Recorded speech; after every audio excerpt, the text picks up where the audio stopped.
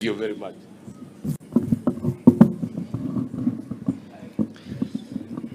Familia ya rafiki yangu Mwangi King'ori, pande wa kanisa, wachungaji, Your Excellency the Deputy President of the Republic of Kenya, the Honorable Rigathi Gachagua, Your Excellency the Second Lady, kama vile tumefunzwa na mwalimu Pastor Dr.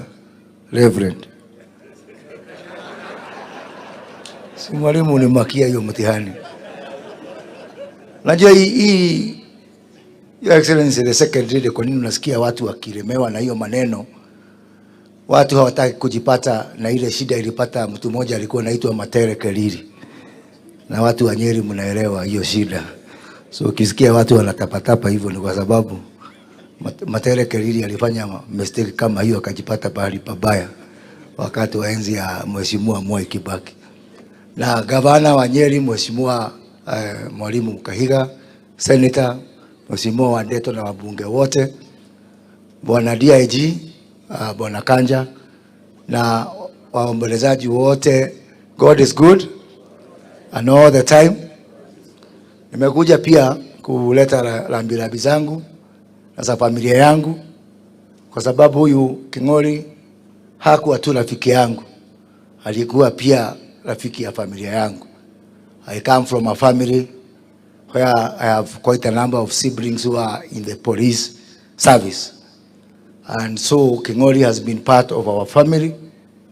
It was very interesting because mtu kama mimi ambao niko na siblings kwa polisi, lakini wakati wa ile serikali nyingine I also had the record ya yule mtu alishikwa na polisi mara mingi.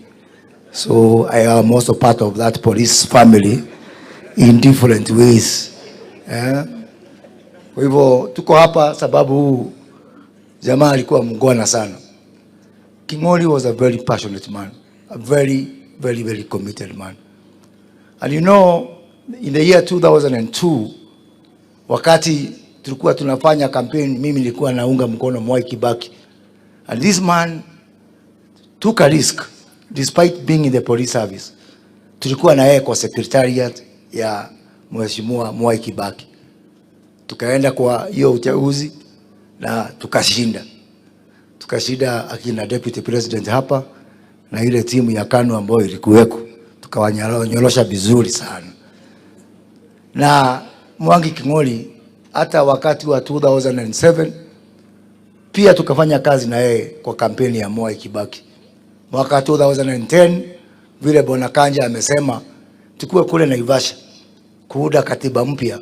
Mwangi King'ori is the one who was working with me. I was head of that think tank ya Mwai Kibaki ambayo ilikuwa inaongoza maneno ya katiba. And I remember that time kuna mtu alikuwa amejaribu kuleta proposal, I think ni watu wa ODM, ya kwamba tukue na Inspector General wa National Police Service na ingine ya AP. Na Mwangi King'ori alikasirika sana na hiyo maneno. Akakuja, tukaenda kwa Mheshimiwa Uhuru Kenyatta, tukashirikiana na tukasema hatuwezi kugawanya the police service. And that is how we got one unified Inspector General for the entire police service. Mwangi King'ori, unajua, as I said, ni Nairobi wakati wa maombolezi.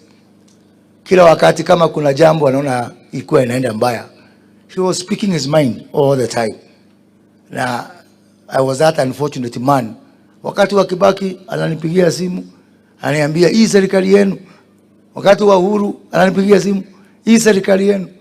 Na hata hii serikali iko bado alikuwa ananipigia simu kuniambia hiyo serikali yenu. Sijui kwa nani alikuwa amemwambia King'ori serikali ni Moses Kuria, kwa sababu hiyo miaka yote mambo kama anaona haiendi mzuri, simu ya kwanza kupiga ilikuwa ni yangu. Kwa hiyo yangu ni kuomba Mungu amweke pahali pema huko peponi na tutapatana tena. Mimi najua Mwangi ako pahali pema. Pia niseme sababu DIG uko hapa. Tumesema na nikushukuru Mheshimiwa Makamu wa Rais, sababu hata juzi tulifanya mkutano facilitated by his office for the Independent Commission. Hiyo National Police Service Commission ambao Mwangi King'ori aliweka kwa katiba. It is now a constitutional reality. The office of the Inspector General is a constitutional reality. The office of the Independent Police Oversight Authority is a constitutional reality. It is not whether you like it or you don't like it. We are stuck together.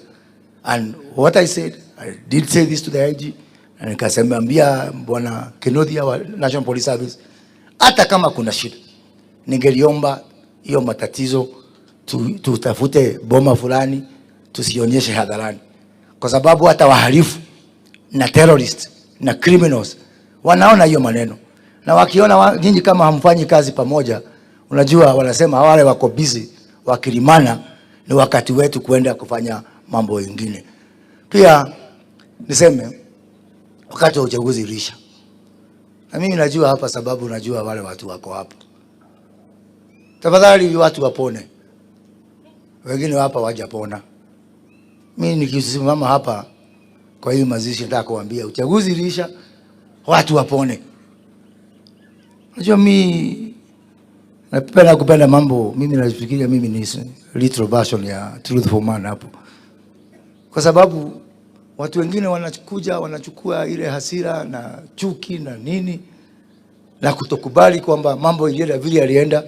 Sisi kama serikali hatuna ubaya na mtu.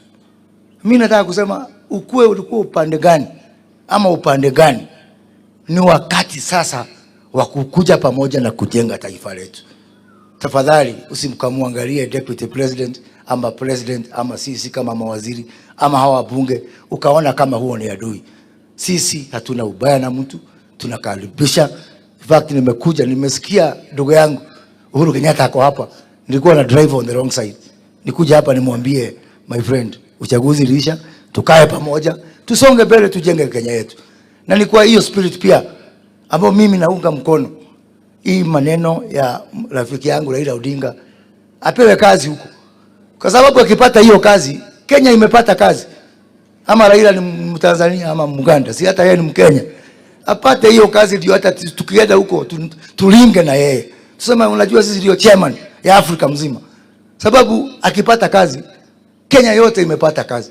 Na wacha niwaambie kwa zile harakati ambazo rais na makamu wa rais na serikali yetu imefanya, uchumi wetu umeanza kufufuka.